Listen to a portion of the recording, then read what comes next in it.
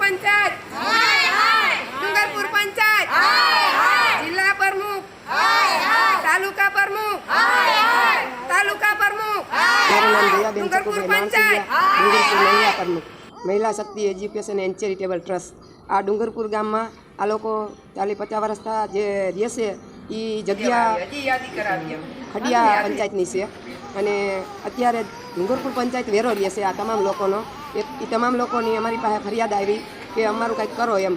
તો આવા ગરીબ માણસોનો વેરો 40-50 વર્ષથી લેવામાં આવ્યો પંચાયત ડુંગરપુરની પંચાયતને.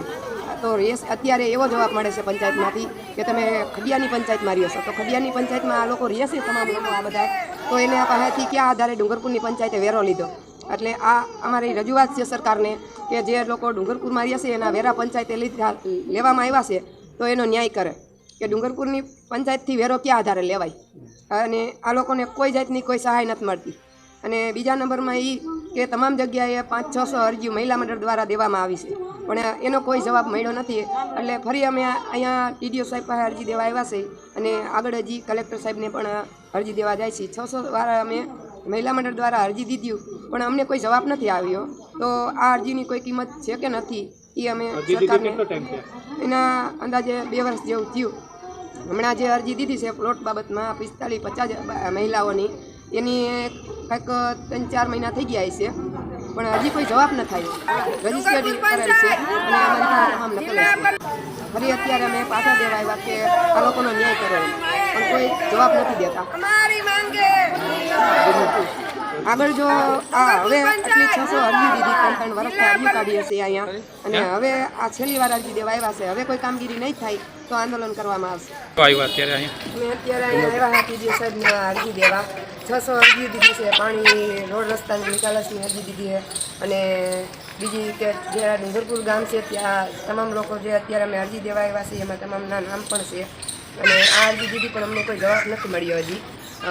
50-100 વર્ષ જે ડુંગરપુરમાં લોકો વેરા ભરે છે તેમને હજી પ્લોટ દેવામાં નથી આવ્યા અને પંચાયત દ્વારા જે લાગવગથી જે પ્લોટ દેવામાં આવ્યા છે એ લોકો બહાર ગામના હતા અને એ લોકો વેચીને વ્યાઈ ગયા. પણ જે જૂના માણસો 50-100 વર્ષ હશે એમને ક્યાં આધારે પ્લોટ દેવામાં નથી આવતા. એ માટે અમે અહીંયા ટીડીઓ સાહેબને અરજી દેવા આવ્યા છે કે આગળ અમે અરજી દીધેલી છે પણ અમને કોઈ જવાબ નથી મળ્યો અને કોઈ જાતનો કોઈ તપાસ કરવામાં નથી આવી.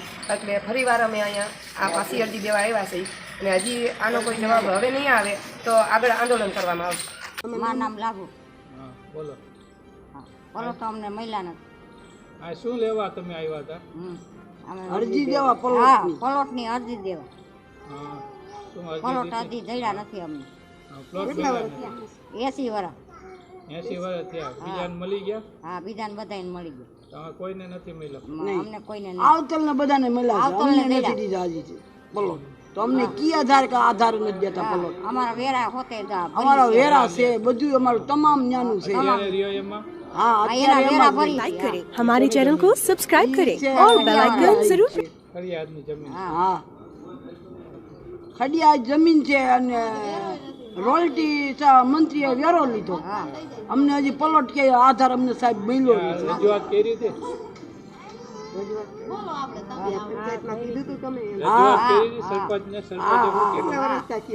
ઘણા ગયો વર્ષ તો ઘણા છે, હજી અમને આધાર મળ્યો. ક્યાં કારણે અમને આધાર દેતા નથી? કેટલા વર્ષ થયા? 40-45 વર્ષ થયા છે સાહેબ અહીં રહી છે. તો હું અમારે ભાડે જ રહેવાનું? અમને આ ગરીબ લોકોનો સહાય છે માટેનો જે એ અમને સરકાર બતાવે. ટીડીઓ સાહેબે કીધું પંચાયત સરપંચને બધાને બોલાવ્યા હતા પણ વારા ન લીધા. હજી 3 વર્ષ થયા હજી વારા નથી લેતા. જે લાગવગથી પ્લોટ દેવામાં આવ્યા અને વેચીને વ્યાઈ ગયા.